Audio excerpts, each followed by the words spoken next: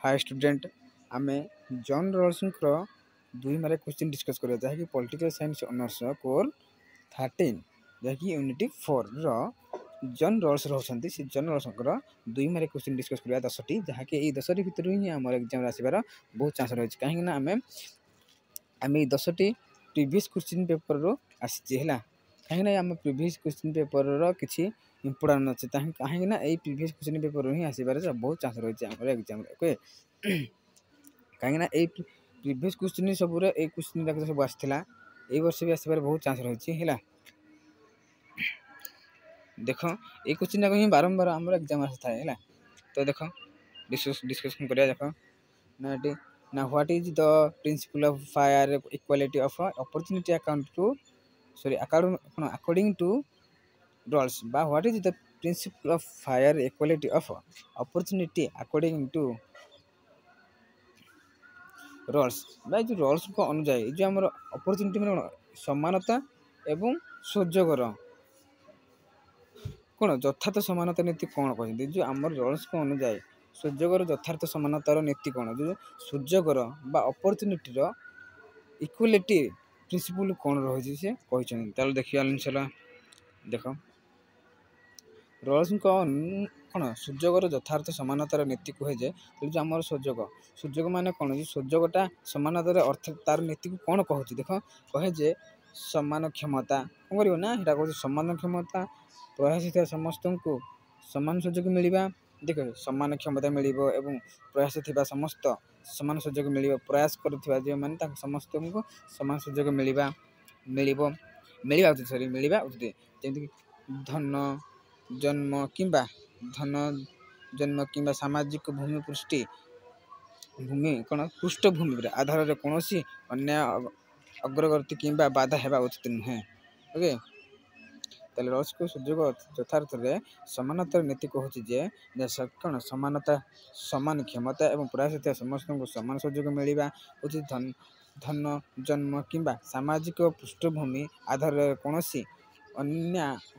अग्रगति किंबा बाधा प्राप्त हेबा उचित नहे बोली से कहछन तार ताहा ताको यथार्थ होछि जे समानतार नीति एहा ओके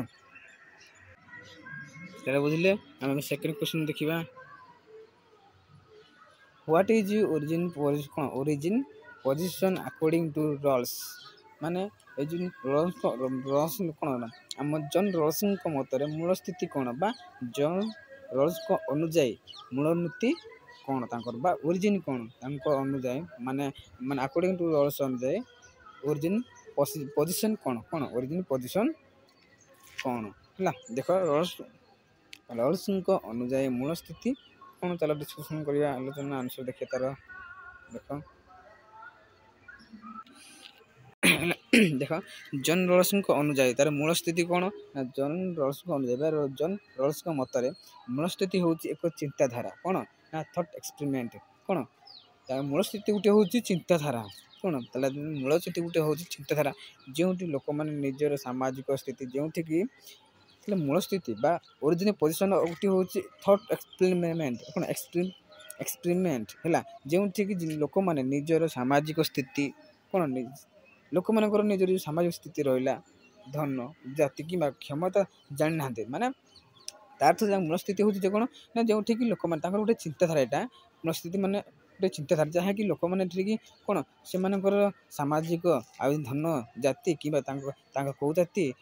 आ कौन धन माने कौ धनी ना गरीब एवं तांका कौ सामाजिक स्थिति रे जाउची किबा तांका कोन क्षमता अछि जानि नाहंती हैला ए स्थिति रे से माने समाज रो न्याय संगत नियम चयन करंती ताले ए स्थिति रे ही कोन करंती ना लोक माने तांका समाज रो न्याय संगत माने केबल न्याय भाव रे हे परिबो से नियम चयन करंती जहा समस्त पय न्यायपूर्ण एवं समाज हेबो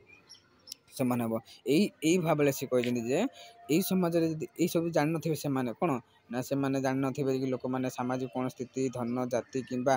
क्षमता जानि नथिबे एवं ए स्थिति यदि रहिबो ताले समाज रो न्याय संगत नियम चयन कर परिबो एवं समस्त पय न्यायपूर्ण समान होई परिबो बोली से मत प्रश्न करछन देखो तार सिंपल वाला गोटे बुझिबा देखो ए क्वेश्चन हमें कोन एटा लिखिले भी हम आंसर ठीक हबो तार एई माने देखो एई वर्ड को हमें आ ठीक सिंपल रे बुझिया देखो शॉर्ट रे बुझिया देखो ଜନ୍ ରଲ୍ସଙ୍କ ଅନୁଯାୟୀ ମୂଳ ସ୍ଥିତି ହେଉଛି ଏକ ଚିନ୍ତାଧାରା ହେଲା ବା ଥଟ୍ ଏକ୍ସପେରିମେଣ୍ଟ ହେଲା କ'ଣ ନା ତାଙ୍କର ଥଟ୍ ଏକ୍ସପେରିମେଣ୍ଟ ହେବ ଯେଉଁଠି ଲୋକମାନେ ନିଜର ସାମାଜିକ ସ୍ଥିତି ଜାଣିନାହାନ୍ତି କହିଲେ ଧନ ଜାତି କ୍ଷମତା ଆଉ କ'ଣ ଏସବୁ ଯେଉଁ ଜାଣିନାହାନ୍ତି ଏବଂ ନ୍ୟାୟ ନୀତି ଚୟନ କରନ୍ତି ଏସବୁ କିଛି ଜାଣିନଥିବେ ତାଙ୍କର ସାମାଜିକ ନ୍ୟାୟ ସ୍ଥିତି ସେମାନେ ଜାଣିନଥିବେ ଏସବୁ ଏବଂ ନ୍ୟାୟର ନୀତି ଚୟନ କରନ୍ତି ଏବଂ ସେମାନେ ନ୍ୟାୟର ନୀତି ସେମାନେ ସମସ୍ତେ ଚୟନ କରିବେ ସବୁ ଜାଣିନଥିବେ କିନ୍ତୁ ନ୍ୟାୟ ଭଳି ଗୋଟେ ନୀତି ଅଛି ତାକୁ ଚୟନ କରିବେ ଏହି ଧାରଣା ନ୍ୟାୟସଙ୍ଗତ ଏବଂ ସମାନ ସମାଜ ଗଠନ ପାଇଁ ସହାୟକ ହେବ ଯାହାଦ୍ୱାରା ସାଧାରଣ ନ୍ୟାୟସଙ୍ଗତ ଏବଂ ସମାନ ସମାଜ ଗୋଟେ ଗଠନ କରିବା ପାଇଁ କ'ଣ ନ୍ୟାୟସଙ୍ଗତ ଗଠନ କରିବା ପାଇଁ ଏବଂ ସମାନ ସମାଜ ଗଠନ କରିବା ପାଇଁ ସହାୟକ ହେବ ବୋଲି ସେ କହିଛନ୍ତି ଓକେ। এই କୋଶ୍ଚିନ୍ଟା ବି ଆମର 100% ଇମ୍ପୋର୍ଟାଣ୍ଟ କାହିଁକିନା ଆମର ଏକ୍ଜାମ୍ରେ ବାରମ୍ବାର ପ୍ରାୟ ଆସିଥାଏ ଓକେ। ତାପରେ ଆମେ ଦେଖିବା second question what is the problem of କ'ଣ distribution according to John Rolls ଯେଉଁ ବଣ୍ଟନ ସମସ୍ୟା କ'ଣ ଏ ଯେଉଁ ପ୍ରୋବ୍ଲେମ୍ ଅଫ୍ ଡିଷ୍ଟ୍ରିବ୍ୟୁସନ୍ ନା ଜନ୍ ରଲ୍ସଙ୍କ ଅନୁଯାୟୀ ବା ଜନ୍ ରଲ୍ସଙ୍କ ମତରେ ବଣ୍ଟନର ସମସ୍ୟା କ'ଣ ରହିଛି ବା ପ୍ରୋବ୍ଲେମ୍ ଅଫ୍ ଡିଷ୍ଟ୍ରିବ୍ୟୁସନ୍ ଓକେ। ତାହେଲେ ବଣ୍ଟନର ସମସ୍ୟା କ'ଣ ରହିଛି ଦେଖ ଏଇଠି ବି ଆମର 100% ଇମ୍ପୋର୍ଟାଣ୍ଟ କୋଶ୍ଚିନ୍ ଦେଖ ଜନ୍ ରଲ୍ସଙ୍କ ଅନୁଯାୟୀ ବା ମତରେ ବଣ୍ଟନ ସମସ୍ୟା ହେଉଛି ଧନ ସୁଯୋଗ ଏବଂ ସମ୍ପତ୍ତି କିପରି ନ୍ୟାୟସଙ୍ଗତ ଭାବରେ ବଣ୍ଟନ କରାଯିବ ତାହେଲେ ଏ ଯେଉଁ ପ୍ରୋବ୍ଲେମ୍ ଅଫ୍ ଡିଷ୍ଟ୍ରିବ୍ୟୁସନ୍ର ଅର୍ଥ କ'ଣ ତାଙ୍କ କହିଛନ୍ତି ବା ତାଙ୍କ ମତରେ ଦେଖ ବଣ୍ଟନର ସମସ୍ୟା ଅର୍ଥ ହେଉଛି ଯେ ଯେଉଁ ଧନ ଆଉ ସୁଯୋଗ କିଏ ଧନ କିଏ ଧନୀ କି ଗରିବ ଏମାନେ ହେବ ଆଉ ଜାଣିନଥିବେ ଏବଂ ସୁଯୋଗ ଏବଂ ସମ୍ପତ୍ତି କାହାକୁ ସୁଯୋଗ ଦିଆଯିବ ଏବଂ ସମ୍ପତ୍ତି କିପରି ନ୍ୟାୟସଙ୍ଗତ ସୁଯୋଗ କାହାକୁ ନ୍ୟାୟସଙ୍ଗତ ଭାବେ ଦିଆଯିବ ଧନ କେମିତି ନ୍ୟାୟସଙ୍ଗତ କାହାକୁ ଦିଆଯିବ ଏସବୁ କିପରି ନ୍ୟାୟସଙ୍ଗତ ଭାବେ ବଣ୍ଟନ କରାଯିବ ହେଲା ତା ଅର୍ଥ ସେଇଟା କରାଯିବ ଏବଂ ସେ କହିଲେ ଯେ ଯଦି କିଛି ଅସମାନତା ଥାଏ ଯଦି ଏହି ଭିତରେ କିଛି ଅସମାନତା ଥାଏ ଏଥିରୁ ଗରିବ ଏବଂ ଅସହାୟ ଲୋକମାନେ ଲାଭ ପାଇବା ଉଚିତ ଯଦି ଏହି ଭିତରେ କିଛି ଅସମାନତା ରହିବ ସେତେବେଳେ ସେଇଟା ଠିକ୍ ହେବ ଯେଉଁଥିରେ ନା ଗରିବ ଲୋକମାନଙ୍କର ଅସହାୟକୁ ଲୋକମାନେ ଲାଭ ପାଇବା ଉଚିତ ଧନୀ ଲୋକମାନେ ଯେତିକି ଲାଭ ପାଇବେ ମାନେ ତାହା ସେଥିରୁ ମଧ୍ୟ ଆମର ଗରିବ ଲୋକମାନଙ୍କୁ ସହାୟତା ହେବ ବୋଲି ଏବଂ ଲାଭ ପାଇବା ଉଚିତ ବୋଲି ସେ ମତ ପସନ୍ଦ ତାହେଲେ କ'ଣ କହିଲେ ନା ଜନ୍ ରଲ୍ସଙ୍କ ଅନୁଯାୟୀ ବଣ୍ଟନ ସମସ୍ୟା ହେଉଛି ଧନ ସୁଯୋଗ ଏବଂ ସମ୍ପତ୍ତି କିପରି ଭାବେ ନ୍ୟାୟସଙ୍ଗତ ଭାବେ ବଣ୍ଟନ କରାଯିବ ଏବଂ ସେ କହୁଥିଲେ ମଧ୍ୟ ଯେ କିଛି ସମସ୍ୟା ଥାଏ ଯଦି କିଛି ସମସ୍ୟା ଥାଏ ସେଥିରୁ ଗରିବ ଏବଂ କ'ଣ ଅସହାୟ ଲୋକମାନଙ୍କର ଲାଭ ପାଇବା ଉଚିତ ବୋଲି ସେ ମତ ପୋଷଣ କରିଥିଲେ ଓକେ। ତାହେଲେ ଆମେ କ'ଣ ବୁଝିଲେ ତାହେଲେ କ୍ୱେଶ୍ଚିନ୍ ନମ୍ବର 4 ଦେଖିବା question number 4 what is the basic କ'ଣ structure of society according to Rawls ମାନେ ବେସିକ୍ ମାନେ ଗଠନ କ'ଣ ସାମାଜିକ ମୂଳକ ଗଠନ ସମାଜର ମୂଳ ଗଠନ କ'ଣ ଯେଉଁ ଆମ ଜନ୍ ରଲ୍ସଙ୍କର according to John Rawls what is basic କ'ଣ according to John Rawls what is the basic କ'ଣ ଷ୍ଟ୍ରକ୍ଚର୍ ଅଫ୍ ସୋସାଇଟି ନା ଜନ୍ ରଲ୍ସଙ୍କ ମତରେ ନା ସମାଜର ମୂଳ ସ୍ଥିତି ଯେଉଁ ସମାଜର ମୂଳ ଗଠନ କ'ଣ ନା ମୂଳ ଗଠନ କ'ଣ according to John Rawls what is the basic of society କ'ଣ ନା ଜନ୍ଙ୍କ ମତରେ ସାମାଜିକ ମୂଳ ଗଠନ କ'ଣ ହେଲା ଇଏ ଗୋଟେ ଆମର 100% ବି ଇମ୍ପୋର୍ଟାଣ୍ଟ କୋଶ୍ଚିନ୍ ନା ପଢ଼ ଷ୍ଟ୍ରକ୍ଚର୍ ଅଫ୍ ସୋସାଇଟି କ'ଣ ଷ୍ଟ୍ରକ୍ଚର୍ ଅଫ୍ ସୋସାଇଟି ଖାଲି ଯଦି ପଢ଼ିଥିବି ଷ୍ଟ୍ରକ୍ଚର୍ ଅଫ୍ ସୋସାଇଟି ଲେଖିଲେ ବି କ୍ୱେଶ୍ଚିନ୍ ଆନ୍ସର୍ ସଠିକ୍ ହେବ ଓକେ। ଦେଖ ଆନ୍ସର୍ ଦେଖିବେ ନା ଜନ୍ ରଲ୍ସଙ୍କ ଅନୁଯାୟୀ ସମାଜର ମୂଳ ଗଠନ ହେଉଛି କ'ଣ ତାହେଲେ ସମାଜର ବା କ'ଣ ଷ୍ଟ୍ରକ୍ଚର୍ ଅଫ୍ ସୋସାଇଟି ବା ସମାଜର ମୂଳ ଗଠନ କ'ଣ ନା ମୁଖ୍ୟ ନିୟମ ଏବଂ ସଂସ୍ଥାଗୁଡ଼ିକ ଯେମିତି ଆଇନ ଅର୍ଥନୀତି ଏବଂ ଶାସନ ପ୍ରଣାଳୀ ଯାହା ଲୋକମାନଙ୍କ ଜୀବନକୁ ପ୍ରଭାବିତ କରେ ସେ କହିଥିଲେ ଯେ ଏହି ସଂସ୍ଥାଗୁଡ଼ିକ ଏମିତି ହେବା ଉଚିତ ଯେଉଁଠି ସମସ୍ତେ ନ୍ୟାୟପୂର୍ଣ୍ଣ ଭାବେ ସୁଯୋଗ ଏବଂ ଲାଭ ପାଇବେ ବିଶେଷ କରି ଗରିବ ଏବଂ ଅସହାୟ ଲୋକମାନେ ଦେଖ ଜନ୍ ରଲ୍ସଙ୍କ ଅନୁଯାୟୀ ସମାଜର ମୂଳ ଗଠନ ହେଉଛି ମୁଖ୍ୟ ନିୟମ କ'ଣ ତାଙ୍କର ସମାଜର ମୂଳ ଗଠନ ହେଉଛି କ'ଣ ମୁଖ୍ୟ ନିୟମ ଆଉ ସଂସ୍ଥାଗୁଡ଼ିକ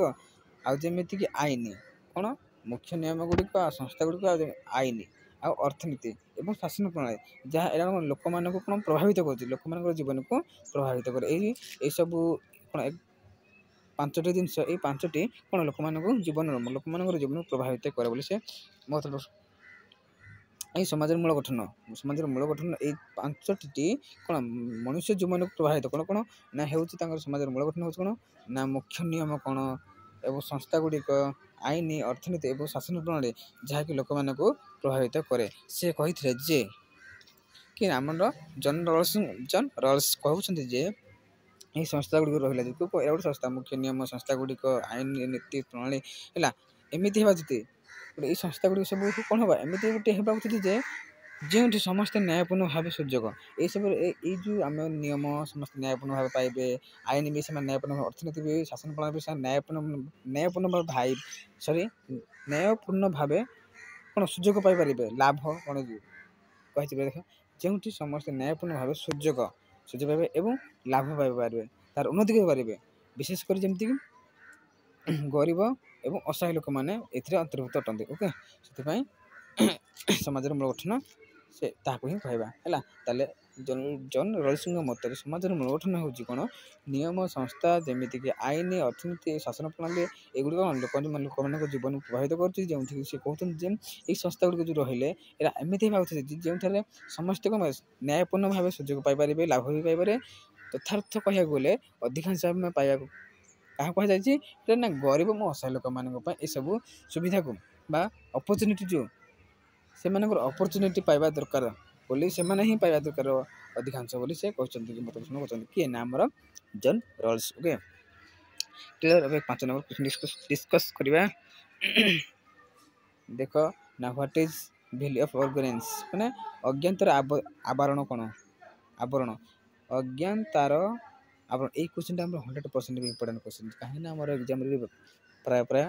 ପ୍ରାୟ ବାରମ୍ବାର ଆସୁଛି ଓକେ ଚଲ ଦେଖ ମୁଁ ଯେଉଁ ଏଇ କ୍ୱେଶ୍ଚନରେ କ'ଣ ଏଇଟା ହେଉଛି ଆମର କ'ଣ ମୁଁ କେତେଥର ପଢ଼ି ସାରିଲାଣି ଆମର ଜନ୍ ରଲ୍ସଙ୍କ ଯେତେବେଳେ ପ୍ରାରମ୍ଭିକ ଜୀବନ ପଢ଼ୁଥିଲି ଆଉ କ'ଣ ତାଙ୍କ ଜୀବନୀ ବିଷୟରେ ଦେଖୁଥିଲି ତାଙ୍କର ଲେଖା ମଧ୍ୟ କିଛି କହିଛି ହେଲା ତ ଏଇଟା ପଢ଼ିଛି ହେଲା ଲକୁ ଯେଉଁଠି ଡିସ୍କସ୍ କରୁଛି ଏଇଟା ତାର ଅଛି ଲଙ୍ଗ କ୍ୱେଶ୍ଚନ୍ ସେଇଠି ବି ମଧ୍ୟ ଆମେ ସର୍ଟ କ୍ୱେଶ୍ଚନ୍ ଲେଖିପାରିବା ହେଲା ତ କିନ୍ତୁ 2 ମାର୍କ ଅଛି ତ ମଧ୍ୟ ମୁଁ ଆଲୋଚନା କରିଦେଉଛି ଓକେ ଦେଖ କ'ଣ ଅଜ୍ଞାନତାର ଆବରଣ କ'ଣ ଦେଖ ଅଜ୍ଞାନତାର ଆବରଣ ହେଉଛି କ'ଣ ଜନ୍ ରଲ୍ସଙ୍କ ଏକ ଧାରଣା ତାହେଲେ ଇଏ ଗୋଟେ ହେଉଛି ଆମର ଜନ୍ ରଲ୍ସଙ୍କ ଗୋଟେ ଧାରଣା ଯେଉଁଠିକି ଲୋକମାନେ ନିଜର ଧନ ଜାତି ଆଉ ସାମାଜିକ ସ୍ଥିତି କ୍ଷମତା ଜାଣିନାହାନ୍ତି ଏଥିରେ ହେଉଛି କ'ଣ ଲୋକମାନେ ସେମାନଙ୍କର ତାଙ୍କର ଧନ ନିଜର ଧନ କୋଡ଼ କ'ଣ ଜାତି କ'ଣ ଆଉ କ'ଣ ସାମାଜିକ ସ୍ଥିତି ରହିଛି କ୍ଷମତା କ'ଣ ଏମାନେ ଏଇ 3ଟି ସବୁ ସେ ଜାଣିନଥିବେ ଏହି ପରିସ୍ଥିତିରେ ଲୋକମାନେ ନ୍ୟାୟସଙ୍ଗତ ଏବଂ ସମାନ ନୀତି ଚୟନ କରନ୍ତି ଯଦି ଏହି ପରିସ୍ଥିତିରେ କ'ଣ ଲୋକମାନେ କ'ଣ ନ୍ୟାୟସଙ୍ଗତ ଭାବରେ ରହିପାରିବେ ଆଉ ସେମାନଙ୍କ ନୀତି ବିଷୟ ଚୟନ କରିବେ ମାନେ ଲୋକମାନେ ଜାଣିବେ ନାହିଁ ତାକୁ ଜାଣିପାରନ୍ତି ନାହିଁ ଯେ ସେମାନେ କ'ଣ ତାଙ୍କ ଜାତି କ'ଣ ଧନ ଆଉ ସମାଜର ସ୍ଥିତି କ'ଣ ରହିଛି ତାଙ୍କ ସମାଜ କ'ଣ କରିପାରିବେ ଆଉ କ୍ଷମତା କ'ଣ ତାଙ୍କର ରହିଛି ଏସବୁ ମୁଁ ଜାଣନ୍ତି ନାହିଁ ଯଦି ଏଇସବୁ ପରିସ୍ଥିତି ଥାଆନ୍ତା ତାହେଲେ ସମାଜର ଲୋକମାନେ ନ୍ୟାୟସଙ୍ଗତ ଭାବେ ଆଉ ସମାନ ନୀତି ତାଙ୍କୁ ଚୟନ କରନ୍ତି ଜାଣୁଥିବେ ଯଦି ସେମାନେ କ'ଣ କରିବେ ନ୍ୟାୟସଙ୍ଗତ ଏବଂ ସମାନ ନୀତି ଚୟନ କରିବେ ବାଛନ୍ତି ଏବଂ ଯାହା ସମସ୍ତଙ୍କ ପାଇଁ ନ୍ୟାୟପୂର୍ଣ୍ଣ ହୋଇଥାଏ ଯାହାକି ଏଇଟା ଲୋକମାନଙ୍କ ପାଇଁ ସବୁ ନ୍ୟାୟପୂର୍ଣ୍ଣ ହୋଇଥାଏ ବୋଲି ଏଇ ଅଜ୍ଞାନତାର ବାତାବରଣ କହିଛନ୍ତି ଯାହାକି ଆମର କ'ଣ ଜନ୍ ରଲ୍ସଙ୍କର ଗୋଟେ ଏ ଧାରଣା ଓକେ ଏଇ କ୍ୱେଶ୍ଚନଟା ଆମର 100% ଆସୁଛି ହେଲା ଏଇ କ୍ୱେଶ୍ଚନଟା ଆମର 1 ମାର୍କରେ ଆସୁଛି କ୍ୱେଶ୍ଚନ ହେଲା। ତାପରେ ଆମେ କ୍ୱେଶ୍ଚନ ନମ୍ବର 5 ଦେଖିବା ଦେଖ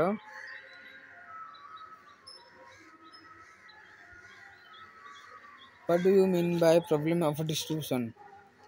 ବଣ୍ଟନ ସମସ୍ୟା ଦ୍ୱାରା ତୁମେ କ'ଣ କହିବାକୁ ଆମେ ବଣ୍ଟନ ନିୟମ ପଢ଼ିଲେ ତ ଏଇଠି କହୁଛି ତୁମେ କ'ଣ ଚାହୁଁଛ ସେଇଟା ଏଇଟା ତାଙ୍କ ଅର୍ଥରେ କ'ଣ ମାନେ ଜନ୍ ରଲ୍ସଙ୍କ ତାଙ୍କ ମତରେ ବଣ୍ଟନ ନିୟମ କ'ଣ ବା ପ୍ରୋବ୍ଲେମ୍ ଅଫ୍ ଡିଷ୍ଟ୍ରିବ୍ୟୁସନ୍ କ'ଣ କିନ୍ତୁ ତୁମେ କ'ଣ what do you mean by ତୁମେ କ'ଣ କହିବାକୁ ଚାହୁଁଛ ଏଇ ଯେ ଆମର ପ୍ରୋବ୍ଲେମ୍ ଡିଷ୍ଟ୍ରିବ୍ୟୁସନ୍ ମଧ୍ୟରେ ତୁମେ କ'ଣ କହିବାକୁ ଚାହୁଁଛ ତାର ଅର୍ଥ ତାହେଲେ ଆମେ ଏଇଟା ବି କ୍ୱେଶ୍ଚନ୍ ଆମର ବହୁତ ଇମ୍ପୋର୍ଟାଣ୍ଟ କାହିଁକିନା ବଣ୍ଟନ ସମସ୍ୟା ଦ୍ୱାରା ତୁମେ କ'ଣ କହିବାକୁ ଚାହୁଁଛ ଦେଖିବା ବଣ୍ଟନ ସମସ୍ୟା ଅର୍ଥ କ'ଣ ଧନ ସମ୍ପତ୍ତି ଏବଂ ସୁଯୋଗ ବା କ୍ଷମତା କିପରି ନ୍ୟାୟସଙ୍ଗତ ଭାବେ ବଣ୍ଟନ କରାଯିବ ଯେ ତାଙ୍କର ଧନ ସମ୍ପତ୍ତି ଆଉ କ'ଣ ସୁଯୋଗ ଅର୍ଥନୀତି ସମସ୍ୟା ଏସବୁକୁ କିଭଳି ଭାବରେ କ'ଣ ନ୍ୟାୟସଙ୍ଗତ ଭାବେ ବଣ୍ଟନ କରାଯିବ ହେଲା। ଜନ୍ ରଲ୍ସ କହିଥିଲେ ଯେ ଅସମାନତା କେବଳ ସେତେବେଳେ ଠିକ୍ ହେବ ନା ନାହିଁ ଅସମାନତା ସେତେବେଳେ ଠିକ୍ ହେବ ଯଦି ଏହା ଗରିବ ଓ ଅସହାୟ ଲୋକମାନଙ୍କୁ ଲାଭ ଦେଇଥାଏ ଏଇଟା ତାହେଲେ ଏଇ ଯେଉଁ ଆମର ଅସମାନତା କେତେବେଳେ ଠିକ୍ ହେବ ଯେତେବେଳେ କି ଗରିବମାନେ ଆଉ ଅସହାୟ ଲୋକମାନେ ତାକୁ ଲାଭ ଉଠାଇ ପାରିବେ ଉନ୍ନତି କରିପାରିବେ ସେତେବେଳେ ହିଁ ତାହେଲେ ଏଇ ଅସମାନତା ସଠିକ୍ ହେବ ବୋଲି ସେ କହିଛନ୍ତି ହେଲା। ଓକେ ତାପରେ କ୍ୱେଶ୍ଚିନ୍ ନମ୍ବର 6 ସରି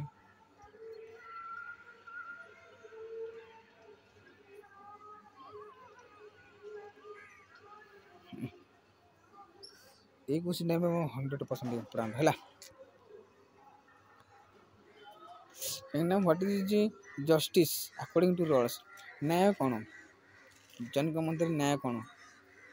ହେଲା। ଦେଖ ଷ୍ଟାର୍ଟ କରିବା ନ୍ୟାୟ କ'ଣ ଜନ୍ ରଲ୍ସଙ୍କ ମତରେ ନ୍ୟାୟ କ'ଣ ଦେଖ ଜନ୍ ରଲ୍ସଙ୍କ ମତେ ନ୍ୟାୟର ଅର୍ଥ ସମସ୍ତଙ୍କ ପାଇଁ ସମାନ ଅଧିକାର ଏବଂ ସୁଯୋଗ ଦେବା। ନ୍ୟାୟର ଅର୍ଥ ହେଉଛି ସମସ୍ତ ଲୋକମାନଙ୍କୁ ସମାନ ସୁବିଧା ସୁଯୋଗ ଏସବୁ ନ୍ୟାୟ ଦେବା ହେଲା। କିନ୍ତୁ ଯଦି କୌଣସି ଅସମାନତା ଥାଏ ଯଦି କୌଣସି ଅସମାନତା ଥାଏ ତାହା ଗରିବ ଏବଂ ଅସହାୟ ଲୋକମାନଙ୍କୁ ଉନ୍ନତି କରିବା ପାଇଁ ଯଦି ଅସମାନତା ଯେତେବେଳେ ଏଇଟା କ'ଣ ଜନ୍ ରଲ୍ସ କହୁଛନ୍ତି ଯେତେବେଳେ ଅସମସ୍ୟା ସେତେବେଳେ ଠିକ୍ ହେବ ଯେତେବେଳେ କ'ଣ ଗରିବ ଏବଂ ଅସହାୟ ଲୋକମାନେ ଉନ୍ନତି କରିପାରିବେ ହଁ ନା ନାହିଁ ସେଇଟା ଏଇଟା କହିଛନ୍ତି ମଧ୍ୟ ଜନ୍ ରଲ୍ସଙ୍କ ମତରେ ନ୍ୟାୟ ଅର୍ଥ ସମସ୍ତଙ୍କ ପାଇଁ ନ୍ୟାୟ ଅର୍ଥ କ'ଣ ନା ସମସ୍ତଙ୍କୁ ସମାନ ଅଧିକାର ଆଉ ସୁଯୋଗ ଦେବା ତାର ଅର୍ଥ ହେଉଛି ନ୍ୟାୟର ଅର୍ଥ ସେଇଟା। ଏବଂ କିନ୍ତୁ ଯଦି କୌଣସି ଅସମାନତା ଥାଏ ବା ଦେଖାଯାଏ ସେତେବେଳେ ଏଇ ଅସମାନତା ସଠିକ୍ ହେବ ନା ଯେତେବେଳେ ଗରିବ ଓ ଅସହାୟ ଲୋକମାନେ ଉନ୍ନତି କରିପାରିବେ। ଏହାର ଅର୍ଥ ହେଉଛି ଦେଖ କିଏ ଅଧିକ ଧନୀ କିମ୍ବା ଶକ୍ତିଶାଳୀ ହେବେ ତାହା ମହତ୍ତ୍ୱପୂର୍ଣ୍ଣ ନୁହେଁ। ଦେଖ କିଏ ଅଧିକ ଶକ୍ତିଶାଳୀ ହେଉଛନ୍ତି ତ କିଏ ଅଧିକ ଧନୀ ହେଉଛନ୍ତି ତ କିଏ ବେଶୀ ଶକ୍ତିଶାଳୀ ହେଉଛି ତାହା ଏଇଟା ହେଉଛି ମହତ୍ତ୍ୱପୂର୍ଣ୍ଣ ନୁହେଁ ତାକୁ ଆମେ ନିଆଯାଇପାରିବନି ମହତ୍ତ୍ୱପୂର୍ଣ୍ଣ କହିପାରିବନି ବରଂ ସମାଜରେ ଯେଉଁ ସବୁଠୁ ଦୁଃଖୀ ଲୋକମାନେ କେମିତି ଉନ୍ନତି କରିବେ। ଦେଖେ ଆମେ ଯେଉଁ କହୁଛେ ସମାଜରେ କ'ଣ ସମାଜରେ କିଏ ଧନୀ ହେଉଛନ୍ତି କିଏ ଗରିବ ହେଉଛି କିଏ ଶକ୍ତିଶାଳୀ ଅଛି ଏଇଟା ହେଉଛି ମହତ୍ତ୍ୱପୂର୍ଣ୍ଣ ନୁହେଁ। କିନ୍ତୁ ଆମେ କହିବା ଯେ ସମାଜରେ ସବୁଠୁ ଦୁଃଖୀ ଲୋକମାନେ ଯେତିକି ଦୁଃଖୀ ଲୋକମାନେ ଯେ ଅସହାୟ ଲୋକମାନେ ବା ଗରିବ ଲୋକମାନେ ସେମାନେ କେମିତି ଉନ୍ନତି କରିପାରିବେ ସେଥିପାଇଁ ନିୟମ ଏବଂ ବ୍ୟବସ୍ଥା ହେବା ଉଚିତ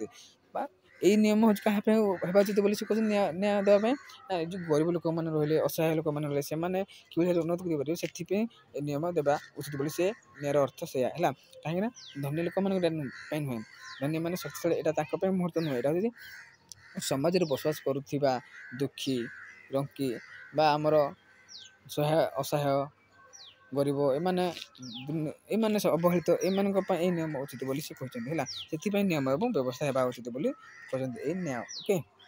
ଜାଣିଲେ ନା ସମାନ ଅଧିକାର ସମାନ ସୁଯୋଗ ଦେବା ଉଚିତ ନ୍ୟାୟର ଅର୍ଥ ଯଦି କୌଣସି ଅସମାନତା ଥାଏ ତାହେଲେ ଗରିବ ଏବଂ ଅସହାୟ ଲୋକମାନେ କ'ଣ ଉନ୍ନତି କରିପାରିବା ପାଇଁ ଏହା ହେବା ଉଚିତ। ଏହାର ଅର୍ଥ ହେଉଛି ଅଧିକ କିଏ ଧନୀ କିଏ ଅଧିକ ଶକ୍ତିଶାଳୀ ଏହା ତାହା ମହତ୍ତ୍ୱପୂର୍ଣ୍ଣ ନୁହେଁ ବରଂ ସମାଜରେ କିଏ ଦୁଃଖୀ ଲୋକମାନେ କିମ୍ବା କେମିତି ଉନ୍ନତି କରିବେ ସେଥିପାଇଁ ଏହି ନିୟମ ବ୍ୟବସ୍ଥା ହେବା ଉଚିତ ବୋଲି କୁହାଯାଏ। ଏଇ ନ୍ୟାୟର ଅର୍ଥ ଏହା ଜନ୍ ରଲ୍ସଙ୍କ ମତରେ। Okay clear. Question number 7 okay ତାର କ୍ୱେଶ୍ଚିନ୍ ନମ୍ବର 7 ହେଉଛି କ'ଣ justice is the first value of a society କ'ଣ ସୋସିଆଲ୍ ଇନଷ୍ଟିଟ୍ୟୁସନ୍ ଏକ୍ସପ୍ଲେନ୍ ମାନେ ନ୍ୟାୟ ହେଉଛି ସାମାଜିକ ଅନୁଷ୍ଠାନ ତାହେଲେ ଆମେ ନ୍ୟାୟ ଗୋଟିଏ ହେଉଛି କ'ଣ ସାମାଜିକ ଅନୁଷ୍ଠାନ ଗୁଡ଼ିକର ପ୍ରଥମ ମୂଲ୍ୟବୋଧ ବ୍ୟାଖ୍ୟା କର କାରଣ ତାହେଲେ ଇଏ ହେଉଛି ଗୋଟେ ଆମର ନ୍ୟାୟ ହେଉଛି ସାମାଜିକ ଅନୁଷ୍ଠାନ ଗୁଡ଼ିକର ପ୍ରଥମ ମୂଲ୍ୟବୋଧ ବ୍ୟାଖ୍ୟା କର ଏଇଟା ହେଉଛି ଆମର ଉତ୍କଳ ଆସିଥିବା କ୍ୱେଶ୍ଚିନ୍ ଯାହାକି ଆମର ଓକେ ଦେଖ ଜନ୍ ରଲ୍ସ କହୁଥିଲେ ନ୍ୟାୟ ହେଉଛି ସାମାଜିକ ସଂସ୍ଥା ଗୁଡ଼ିକର ପ୍ରଥମ ଗୁଣ କ'ଣ ନା ଜନ୍ ରଲ୍ସ କହୁଛନ୍ତି ଯେ ନ୍ୟାୟ ହେଉଛି ଗୋଟେ ସାମାଜିକ ସଂସ୍ଥା ଗୁଡ଼ିକର ଗୋଟେ ପ୍ରଥମ ଗୁଣ ଅର୍ଥାତ୍ ଏକ ସମାଜର ନିୟମ ଏବଂ ପ୍ରଣାଳୀ ସମସ୍ତଙ୍କ ପାଇଁ ନ୍ୟାୟସଙ୍ଗତ ହେବା ଆବଶ୍ୟକ। ଯଦି କୌଣସି ସଂସ୍ଥା ଅନ୍ୟାୟକର ହୁଏ ତାହାକୁ ପରିବର୍ତ୍ତନ କରିବା ଉଚିତ କାରଣ ଏକ ଅନ୍ୟାୟ ସମାଜରେ କେବେ ବି ଭଲ ସମାଜ ହୋଇପାରିବ ନାହିଁ ବୋଲି କହୁଛନ୍ତି। ତାହେଲେ ଏହା ଅର୍ଥ ତାର ଏଇ କ୍ୱେଶ୍ଚିନ୍ ଆସିବାର ବହୁତ ଚାନ୍ସ ରହିଛି। ନ୍ୟାୟ ହେଉଛି ସାମାଜିକ ଅନୁଷ୍ଠାନ ଗୁଡ଼ିକର ପ୍ରଥମ ମୂଲ୍ୟବୋଧ ବ୍ୟାଖ୍ୟା କର କାହିଁକିନା ଦେଖ ଜନ୍ ରଲ୍ସ କହୁଛନ୍ତି ଯେ ନ୍ୟାୟ ହେଉଛି ଗୋଟେ ସାମାଜିକ ସଂସ୍ଥା ଗୁଡ଼ିକ କ'ଣ ପ୍ରଥମ ଗୁଣ ଅର୍ଥାତ୍ ଏକ ସମାଜର ନିୟମ ଏବଂ ପ୍ରଣାଳୀ ସମସ୍ତଙ୍କ ପାଇଁ ନ୍ୟାୟସଙ୍ଗତ ହେବା ଅତି ଆବଶ୍ୟକ। ଯଦି କୌଣସି ସଂସ୍ଥା ଅନ୍ୟାୟକର ହୁଏ ତାହାକୁ ପରିବର୍ତ୍ତନ କରିବା ଉଚିତ କାରଣ ଏହା ଏକ ଅନ୍ୟାୟ ସମାଜରେ କେବେ ବି ଭଲ କମ ସମାଜ ହେଇପାରିବ ନା ଭଲ ସମାଜ ଗୁଡ୍ ସୋସାଇଟି ଗଠନ କରିପାରିବ ନାହିଁ ବୋଲି ସେ କହିଛନ୍ତି। Okay question number 8 what is good society according to Rawls ଉତ୍ତମ ସମାଜ କ'ଣ ଇଏ ଗୋଟେ ଆମର 100% ଇମ୍ପୋର୍ଟାଣ୍ଟ କ୍ୱେଶ୍ଚିନ୍। ଗୁଡ୍ ସୋସାଇଟି କ'ଣ ଜନ୍ ରଲ୍ସଙ୍କ ମତରେ କ'ଣ ଜନ୍ ରଲ୍ସଙ୍କ ମତରେ ଗୁଡ୍ ସୋସାଇଟି କ'ଣ ଦେଖ ଉତ୍ତମ ସମାଜ କ'ଣ ହେଲା ତାହେଲେ ଆନ୍ସର ଦେଖିବା ଦେଖ ଏସବୁ 2 ମାର୍କିଆ କ୍ୱେଶ୍ଚିନ୍ କୁଆଡ଼େ ବୁଝାବୁଝି କଲେ କି ବହୁତ ଲମ୍ବା ହେଇପାରେ ହେଲା। ଦେଖ ଗୁଡ୍ ସୋସାଇଟି କ'ଣ ଜନ୍ ରଲ୍ସ ବା ରଲ୍ସଙ୍କ ମତରେ ରଲ୍ସଙ୍କ ମତରେ ବା ଜନ୍ ରଲ୍ସଙ୍କ ମତରେ ଉତ୍ତମ ସମାଜ ହେଉଛି ସେଠି କେଉଁଠି ନା ଯେଉଁଠି ନ୍ୟାୟ ଏବଂ ସମାନତା ଅଛି। ଉତ୍ତମ ସମାଜ ଆମେ କେତେବେଳେ କାହାକୁ କହିବା ଯେଉଁଠାରେ କି ନ୍ୟାୟ ଏବଂ ସମାନ ରହିଛି ସମତା ଅଛି ସମତା ବା ସମାନତା ଅଛି ଯେଉଁଠାରେ କି ନ୍ୟାୟ ରହିଛି ଆଉ ସମାନତା ଅଛି ତାକୁ ଆମେ ହିଁ କହିବାର ଉତ୍ତମ ସମାଜ ବୋଲି କହିପାରିବା ହେଲା। ଯେଉଁ ସମାଜରେ କି ଆମର ନ୍ୟାୟ ଏବଂ ସମାନତା ରହିଥାଏ ସମସ୍ତଙ୍କ ମନୁଷ୍ୟମାନଙ୍କୁ ନ୍ୟାୟ ଏବଂ ସମାନତା ରହିଛି ସେଠାରେ ହିଁ ଉତ୍ତମ ସମାଜ ତାକୁ କହିପାରିବା। ଏହି ସମାଜରେ ସମସ୍ତଙ୍କୁ ସମାନ ଅଧିକାର ଏବଂ ଦୁସ୍ଥ ଲୋକମାନଙ୍କୁ ଅଧିକା ସହାୟତା ମିଳିଥାଏ। ଦୁସ୍ଥ ଅର୍ଥ କ'ଣ ମୁଁ କହିଥିଲି ଦୁସ୍ଥ ଅର୍ଥ ହେଉଛି ସେମାନେ ଜଣେ ଗରିବ ଧନୀ ଏବଂ ସେମାନେ ଆଉ ଦାନା ପାଣି ଟଙ୍କା ସୁନା ଏସବୁରୁ ବଞ୍ଚିତ ଅଛନ୍ତି ଏବଂ କ'ଣ ଖାଦ୍ୟ ବସ୍ତ୍ର ବାସଗୃହ ଆଉ କ'ଣ ଚିକିତ୍ସା ସେମାନଙ୍କୁ ଅପେକ୍ଷାକୃତ କ'ଣ ତାଙ୍କୁ କ'ଣ କରିଥାଏ ତାଙ୍କୁ ଅପେକ୍ଷା କରୁଛନ୍ତି ବା ଉପଭୋଗ କରୁଛନ୍ତି ତାକୁ ମାନେ ପାଇପାରୁନାହାନ୍ତି ସବୁ ଅପେକ୍ଷା କରି ରହୁଛନ୍ତି ମାନେ ପାଇପାରୁନାହାନ୍ତି ତାକୁ ହିଁ ଆମେ କ'ଣ ଦୁସ୍ଥ କହୁଛେ ଦୁସ୍ଥ ସେହି ଲୋକମାନେ ହିଁ ଯଦି ଏସବୁ ସେମାନେ ଯଦି ଏସବୁ ଦୁସ୍ଥ ଲୋକମାନଙ୍କୁ ଯଦି କ'ଣ ସହାୟତା ମିଳିଥାଏ ତାକୁ ହିଁ ଆମେ କ'ଣ ଉତ୍ତମ ସମାଜ କୁହାଯାଏ। ଯେଉଁ ଉତ୍ତମ ସମାଜରେ ବା ଯେଉଁ ସମାଜରେ କି କ'ଣ ସମସ୍ତଙ୍କୁ ସମାନ ଅଧିକାର ମିଳିବ ଏବଂ ସେଠାରେ ନ୍ୟାୟ ଥିବ ଆଉ ସମାନତା ରହିଥିବ ଏବଂ ଦୁସ୍ଥ ଲୋକମାନଙ୍କୁ ବା ଗରିବ ଅସହାୟ ଲୋକମାନଙ୍କର ଖାଦ୍ୟ ବସ୍ତ୍ର ଯେଉଁମାନେ ପାଉନାହାନ୍ତି ଖାଦ୍ୟ ବସ୍ତ୍ର ବାସଗୃହ ପାଉନାହାନ୍ତି ଏବଂ ସେମାନଙ୍କୁ କ'ଣ ଚିକିତ୍ସା ପହଞ୍ଚି ପାରୁନାହିଁ କିମ୍ବା ସେମାନଙ୍କୁ ଖାଦ୍ୟ ବା ଦାନା ପାଣି ଖାଦ୍ୟ ବସ୍ତ୍ରରେ ସବୁ କିଛି ପହଞ୍ଚି ପାରୁନାହିଁ ସେମାନେ ତାଙ୍କେ ଖାଲି ଆଶା କରୁଛନ୍ତି ମୁଁ ଏମିତି ଥାନ୍ତେ କି ସେମିତି କରୁଛନ୍ତି ତାଙ୍କ ପାଖରେ ସେଇଟା ପହଞ୍ଚି ପାରୁନାହିଁ ତାକୁ ହିଁ ସେମାନଙ୍କୁ କ'ଣ କରିବ ଏହା ସହାୟତା କରିବ ସେ ସମାଜ ତାହେଲେ ତାକୁ ଆମେ କହିବା ଉତ୍ତମ ସମାଜ ବୋଲି କୁହାଯାଏ। ଓକେ ତାହେଲେ ଜନ୍ ରଲ୍ସଙ୍କ ମତରେ ଏହା okay. What is the original position ଯେଉଁ ପଢ଼ିଥିଲି ହେଉଛି ଆମର କ'ଣ ଉତ୍କଳ ୟୁନିଭର୍ସିଟିରେ ଆସିଥିବା କ୍ୱେଶ୍ଚିନ୍ଟେ ମୁଁ କ'ଣ ବ୍ରହ୍ମପୁରକୁ ଆସିଥିଲା ପଢ଼ି ସାରିଲାଣି ଉପରେ ଓରିଜିନ୍ ପୋଜିସନ୍ କ'ଣ ମୂଳ ସ୍ଥିତି କ'ଣ ଅବିପନ୍ନ ସ୍ଥିତି ମୂଳ ସ୍ଥିତି କ'ଣ ହେଲା ଦେଖ ଆଉ ଥରେ ବଢ଼ିଆ ମୂଳ ସ୍ଥିତି କ'ଣ ଦୁଇଟି ବାକ୍ୟରେ ଲେଖା ହେଇଛି 2ଟି ପଏଣ୍ଟ ଦେଇଛି ଦେଖ ମୂଳ ସ୍ଥିତି କ'ଣ ପଏଣ୍ଟ ନମ୍ବର 1 ମୂଳ ସ୍ଥିତି ହେଉଛି ଓରିଜିନ୍ ପୋଜିସନ୍ ହେଉଛି କ'ଣ ଜନ୍ ରଲ୍ସଙ୍କ ଏକ ଚିନ୍ତନ ପ୍ରକ୍ରିୟା ବା ଚିନ୍ତାଧାରା କ'ଣ ମୂଳ ସ୍ଥିତି ହେଉଛି ଜନ୍ ରଲ୍ସଙ୍କ ଗୋଟେ ଚିନ୍ତାଧାରା ହେଲା। ଏଠି ଲୋକମାନେ ନିଜର ସମାଜରେ କେଉଁ ସ୍ଥାନରେ ଅଛନ୍ତି ତାହା ଜାଣନ୍ତି ନାହିଁ ଏଇଟା ନିଜ ସମାଜରେ ଲୋକମାନେ ଏଠାରେ କ'ଣ କରନ୍ତି ନା ଲୋକମାନେ କେଉଁ ସ୍ଥାନରେ ଅଛନ୍ତି ତାହା ଜାଣିନାହାନ୍ତି ଧନୀ କିମ୍ବା ଗରିବ ଶକ୍ତିଶାଳୀ କିମ୍ବା ଦୁର୍ବଳ ଉଚ୍ଚ ବର୍ଗ କିମ୍ବା ନିମ୍ନବର୍ଗ ଏମାନେ କ'ଣ କରନ୍ତି ନା କେଉଁଠାରେ ଅଛନ୍ତି ବୋଲି ଗୋଟେ ସମାଜରେ କେଉଁଠାରେ ଅଛନ୍ତି ବୋଲି ସେମାନେ ସମାଜରେ କେଉଁଠାରେ ଅଛନ୍ତି ବୋଲି ସେମାନେ ଜାଣିନାହାନ୍ତି ହେଲା। ପଏଣ୍ଟ ନମ୍ବର ଗଲା ଏହି ଅଜ୍ଞତାର ଆବରଣ ଭ୍ୟାଲି ଅଫ୍ ଫଳରେ ତାହେଲେ ଏଇଟାରେ ଗଲା ମୂଳ ସ୍ଥିତିକୁ ଗଲା ତାପରେ ଏ ଅଜ୍ଞତାର ଫଳରେ କହୁଛି କ'ଣ ଅଜ୍ଞତାର ଆବରଣ ଫଳରେ ସେମାନେ ଏମିତି ନିୟମ ଚୟନ କରିବେ ଯାହା ସମସ୍ତଙ୍କ ପାଇଁ ନ୍ୟାୟପୂର୍ଣ୍ଣ ଓ ସମାନ ରହିବ। ଏହି ଧାରଣା ସମାଜରେ ନ୍ୟାୟ ଏବଂ ସମାନତା ନିଶ୍ଚିତ କରିବା ପାଇଁ ଏକ ଉପାୟ ବୋଲି ସେ କହିଛନ୍ତି। ଓକେ ଏଇଟା ବି ଭଲ ମସ୍ତ ଇମ୍ପୋର୍ଟାଣ୍ଟ କ୍ୱେଶ୍ଚିନ୍ଟା ବି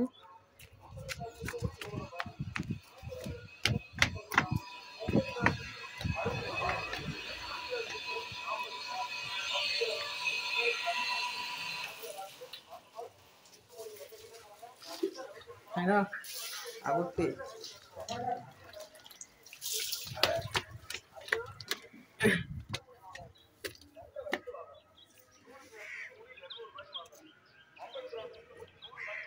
ଓକେ ତାହେଲେ ଦେଖ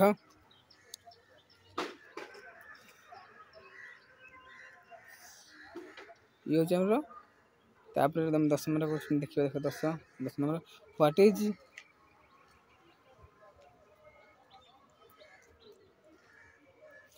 ଇଜ୍ ମିନ୍ ଲେଖାଯାଏ ହ୍ୱାଟ୍ ଇଜ୍ ମିନ୍ ବାଇ ଏଇଟା କ'ଣ ଏଇଟା ହେଉଛି what is mean by social justice ସାମାଜିକ ନ୍ୟାୟ କ'ଣ 100% ଇମ୍ପୋର୍ଟାଣ୍ଟ କ୍ୱେଶ୍ଚିନ୍ ଇଏ ଗୋଟେ ବି ସାମାଜିକ ନ୍ୟାୟ କହିଲେ କ'ଣ ବୁଝ ଲାଷ୍ଟ କ୍ୱେଶ୍ଚିନ୍ ନମ୍ବର 10 ଦେଖ ସାମାଜିକ ନ୍ୟାୟ ଅର୍ଥ ସମାଜର ସମସ୍ତ ଲୋକମାନଙ୍କ ପାଇଁ ସମାନ ଅଧିକାର ହେଲେ ସାମାଜିକ ନ୍ୟାୟ ଅର୍ଥ ହେଉଛି ସମାଜର ଯେତିକି ଲୋକମାନେ ସେମାନେ ସମାନ ଅଧିକାର ପାଇବେ ନ୍ୟାୟ ସଙ୍ଗତ ବ୍ୟବସ୍ଥା ରହିବ ଏବଂ ଏହା ଅର୍ଥ କରେ ଯେ ଏହା କ'ଣ ଅର୍ଥ କରୁଛି ନା ଯେମିତି କାହାର ବି ଧନ ଜାତି ଲିଙ୍ଗ କିମ୍ବା ସ୍ଥିତି ଆଧାରରେ ଅନ୍ୟାୟ ହେବ ନାହିଁ ତାହା ତ ଏହାର ତ କ'ଣ ନ୍ୟାୟ ସାମାଜିକ କ'ଣ କହିଲା ଦେଖ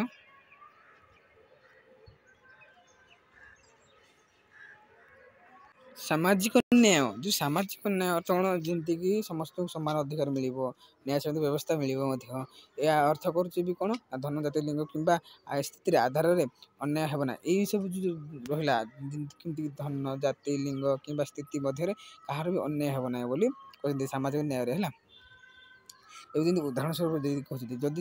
ଯଦି ଜଣେ ଗରିବ ଲୋକ ଏବଂ ଜଣେ ଧନୀ ଲୋକ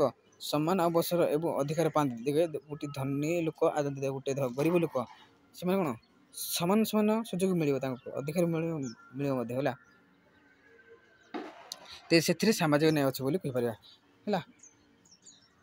ବା ଆମେ ଏଇ ଉଦାହରଣଟାକୁ ଲେଖିଲେ ବି ଆନ୍ସର ଲେଖିପାରିବା ସଠିକ୍ ଆନ୍ସର ହେଇପାରିବ ନା ନ୍ୟାୟ ସାମାଜିକ କହିଲେ କ'ଣ ବା ଧନ୍ୟ ଉଦାହରଣ ସ୍ୱରୂପ ଯଦି ଗୋଟିଏ ଗରିବ ଲୋକ ଏବଂ ଗୋଟେ ଧନୀ ଲୋକ ବା ଶକ୍ତିଶାଳୀ ଲୋକ ସେମାନେ ଯଦି ସମାନ ଅବସର ମିଳନ୍ତି ବା ତାଙ୍କୁ ସେମାନଙ୍କୁ ସମାନ ସୁଯୋଗ ଏବଂ ସମାନ ଅଧିକାର ଦିଆଯାଏ ତେବେ ସେଠାରେ ସାମାଜିକ ନ୍ୟାୟ ଅଛି ବୋଲି କୁହାଯାଏ ହେଲା କୁହାଯାଇଥାଏ। ତେଣୁ ତାହାକୁ ଆମେ ସାମାଜିକ ନ୍ୟାୟ ବୋଲି କହିଥାଉ। ଏତିକି ଲେଖିଲେ ବି ଆନ୍ସର ଠିକ୍ ହେବ କିମ୍ବା ଆମେ ଲେଖିପାରିବା ଏଇଠିକି ଦିଲେ ଯାକ କ'ଣ ଲେଖିଲେ ବି ସଠିକ୍ ଆନ୍ସର ହେବ କାହିଁକିନା ସାମାଜିକ ନ୍ୟାୟ ଅର୍ଥ ହେଉଛି ସମସ୍ତ ଲୋକମାନଙ୍କର ସମାନ ଅଧିକାର ବି ନ୍ୟାୟ ସଙ୍ଗତ ବ୍ୟବସ୍ଥାର ଆବଶ୍ୟକ ଏହା ଅର୍ଥ କରେ କାହାରି ବି ଧନ ଜାତି ଲିଙ୍ଗ କିମ୍ବା ଆଧାରରେ ନ୍ୟାୟ ହେବ ନା ଅନ୍ୟାୟ ହେବ ନାହିଁ ଯାହାଦ୍ୱାରା ସାମାଜିକ ନ୍ୟାୟ ପାଇପାରେ ସେମାନେ ହେଲା। ଏଭଳି କୋଶ୍ଚିନ୍ ଏଇ କୋଶ୍ଚିନ୍ ଆମର 100% ପଢ଼ା କୋଶ୍ଚିନ୍ ହେଲା। ଏଇ 10ଟି ଭିତରେ ଆମର ଏକ୍ଜାମ୍ରେ ଆସିବାର ବହୁତ ଚାନ୍ସ ରହିଛି ଓକେ।